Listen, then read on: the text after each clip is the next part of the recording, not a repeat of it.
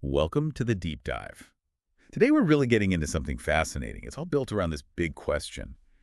In a world with endless options, how do we actually spend our time well for richer, happier days? Right. Our main source today is James Wallman's book, Time and How to Spend It, but we've also pulled in some related research.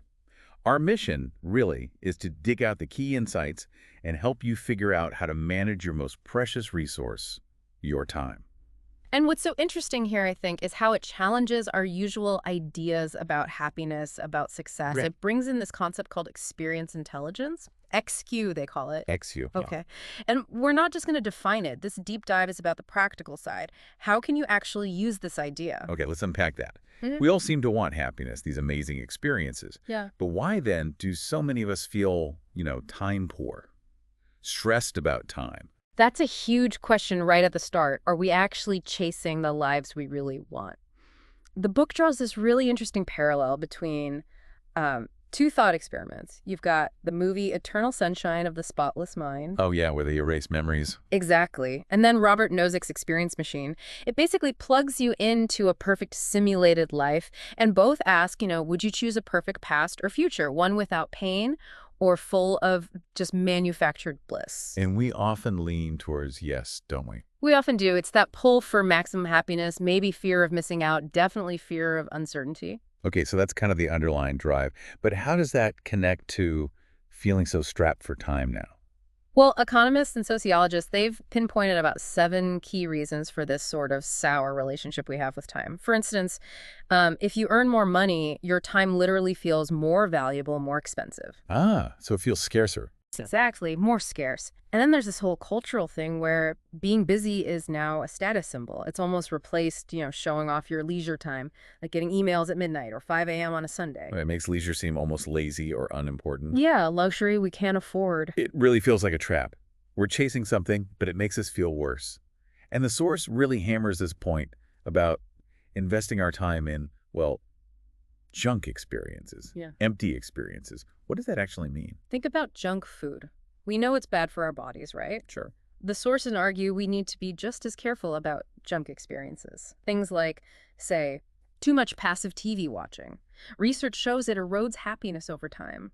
Spending time on these kinds of bad experiences, well, it's linked to things like higher weight, depression, having fewer friends, even a shorter lifespan. Wow. It really makes you ask, doesn't it? If we're so careful about our diet, shouldn't we be just as mindful about how we fill our time? It's a bit sobering. Definitely. Okay, but this is where it gets really interesting, moving from the problem to, actual solutions. The sources talk up this experience intelligence, XQ, as a vital life skill, like IQ or EQ. How does building this XQ actually make us happier, more resilient? Well, if you zoom out, the argument is that real success isn't just about being smart or emotionally aware. It's fundamentally about being able to actively choose, even create experiences that genuinely make your life richer and help you bounce back from stuff. So being an active participant, not just letting life happen to you. Exactly. It's about wisdom in how you live. Okay, but how do we do that? Sounds like we need a plan, a strategy. The source brings up checklists, which honestly sounds a bit weird for life experiences. I know, right? It sounds counterintuitive. But the inspiration comes from really high-stakes situations. Think about the old Model 299 bomber. It was so complex they called it too much plane for one man to fly. Crashes happened. Until they created the first flight checklists. Simple lists, but they stopped the crashes. Or Dr. Pernovost's checklist for central lines in hospitals. It cut infection rates from 11% down to almost 0. Incredible. So checklists work when things are complex. And life is complex. The source proposes this stories checklist for life experiences. It's an acronym, a tool to help you make better choices, get off autopilot. Stories. Okay, I'm intrigued. What does that stand for? Right, so stories helps you filter experiences. Social. Transformative, original or new. Rewarding in a deep way. Intense, engaging, and significant. STORIES. Yeah. It's just a simple framework, to check in, is this activity likely to add real value, real richness? That's actually quite practical, a concrete tool. Yeah. But beyond these single choices, what about the overall story of our lives? The source mentions we're hardwired for stories. Makes me wonder how much our happiness depends on the narrative we tell ourselves. That's a really important angle. Evolutionary psychologists sometimes call us the storytelling animal. Think about the hero's journey, that structure you see everywhere, myths, movies. Yeah, always the call to adventure, the trials. Right. It isn't just for fiction. The idea is we can apply that metaphor to our own lives. We start by just acting, then we become agents making choices, and eventually we can become the authors, consciously shaping our life's narrative. So it's about seeing our life as a story we're actively writing. Exactly. Recognizing we have that power through the choices we make. And that idea, shaping our lives, authorship, it links directly to transformation, which gets a whole chapter. It talks about 3 different degrees of transformation. Yeah, because change is going to happen, right? The question isn't if we change, but maybe what kind of change are we looking for from an experience? The 3 degrees are a handy way to think about it. You've got fly and flop. Okay, sounds relaxing. Totally. Passive relaxation. Think, like a beach resort, just switching off. Then there's find and seek. That's more active engagement, exploring a new city, going to a festival. Right. And finally, go and become. This is the really deep, transformative stuff. Maybe a challenging yoga retreat or really committing to learn a new skill, something that changes you. And the best one depends on where you're starting from. Exactly. Are you feeling desperate and just need a break? Or are you inspired and seeking real growth? Different needs, different experiences. Makes sense. And speaking of transformative, the book really emphasizes getting outside and offline. We hear this a lot, but what's the actual science? Oh, the science is fascinating. Take forest bathing. Shinrin-yoku from Japan. Forest bathing? Yeah, just spending mindful time in a forest. Studies show it actually lowers stress hormones, reduces blood pressure, boosts your mood. Pretty powerful stuff. Oh, wow. And then on the physical side, you have studies like Jeremy Morris's work back in the day. He compared London bus conductors who are always walking up and down the stairs. Right, on those double-decker buses. Exactly. Compared them to the drivers and civil servants who sat all day. The conductors had dramatically lower rates of heart attacks. Vigorous activity makes a huge difference. Okay, so getting outside is clearly beneficial, but the flip side is offline. And the warnings about our digital lives sound pretty intense, hijacking our minds. Yeah, it does sound dramatic, but there's a basis for it. The question is how these devices are designed. Some of the design principles are inspired by B.F. Skinner's operant conditioning behavior shaped by rewards. Like rats pressing levers for food. Kind of. B.J. Fogg's lab at Stanford, Persuasive Technology, has been influential in figuring out how tech can hook us, subtly rewarding us for engagement, keeping us scrolling, clicking. Hijacking our attention. Basically, yes. And the stories in the book are quite stark. Isina O'Neill, the Instagrammer who quit and exposed how fake it all was. I remember that. Or Danny, who got addicted to taking selfies. It highlights the potential downsides. And that statistic, 1 in 10 people checking their phone during sex, that's quite something. Wow. Yeah, that really does make you stop and think about how deep this goes. Okay, so if scrolling isn't the answer, I often think about getting lost in an activity, that feeling of flow. But the sources seem to draw a line here between, like, good flow and maybe less good flow. Yeah, they talk about real versus fake flow. Mihaly Csikszentmihalyi's work on flow is key here. He found it's not just what you do, but how you do it. Real flow happens when you're challenged, stretched, right at the edge of your abilities. Like intense focus. Intense focus, full awareness, often a physical component. Think athletes, artists, surgeons.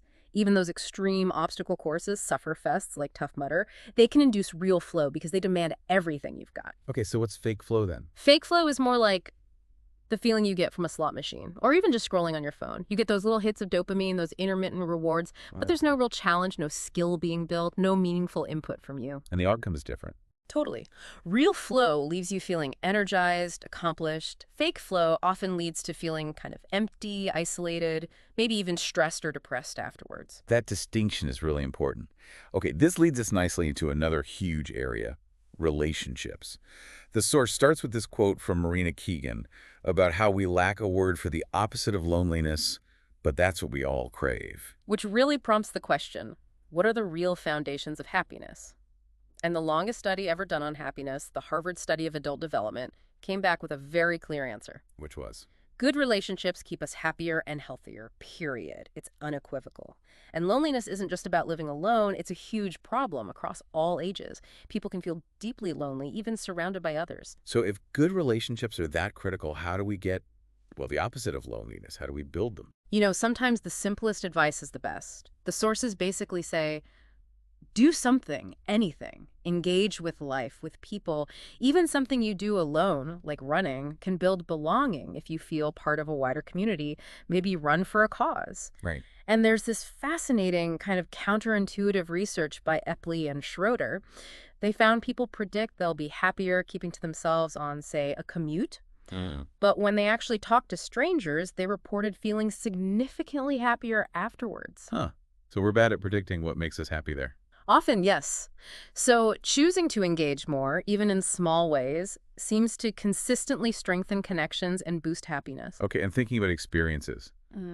It's not just living them, it's how we remember them, right? Yeah. The book talks about the new peak-end rules. Yeah, this gets into the difference between our experiencing self, the one living moment to moment, and our remembering self, the one that looks back and evaluates. And they're not always the same. Not at all. The classic example is that colonoscopy study. People were given procedures, some shorter but more painful overall, some longer, but with a gentler ending. And they preferred the longer one. They remembered the longer one with the gentler end as being less unpleasant and were more willing to repeat it, even though their experiencing self suffered for longer. Wow.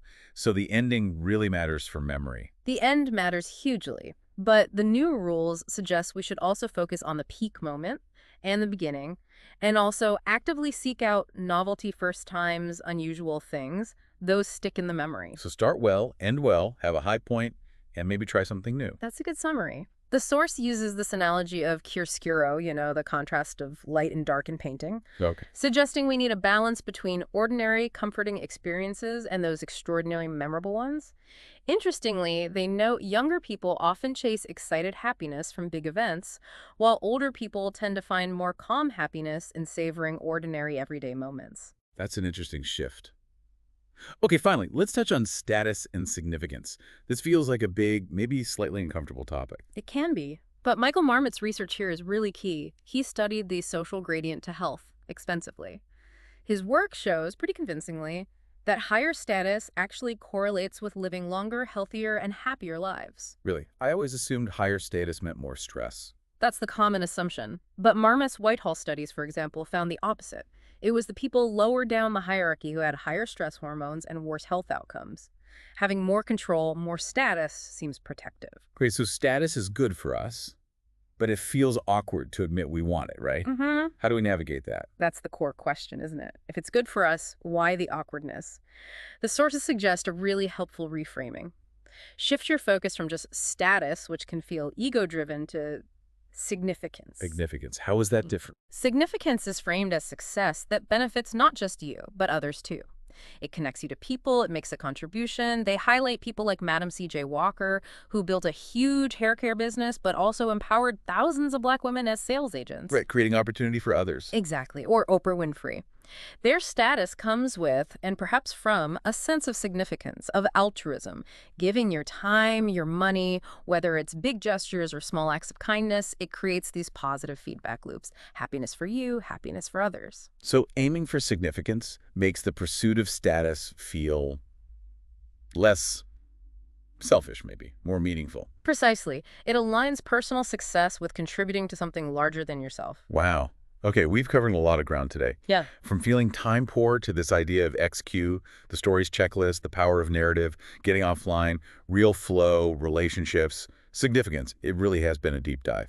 It really has. And I think the core message is that your experiences aren't just things that happen to you. They're the actual building blocks of your well-being.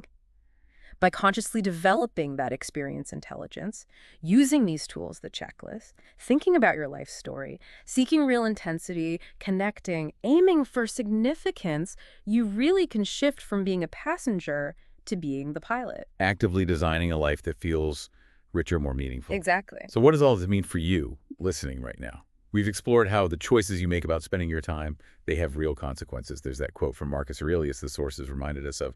What we do now echoes in eternity. Makes you think, doesn't it? What echo will your actions create?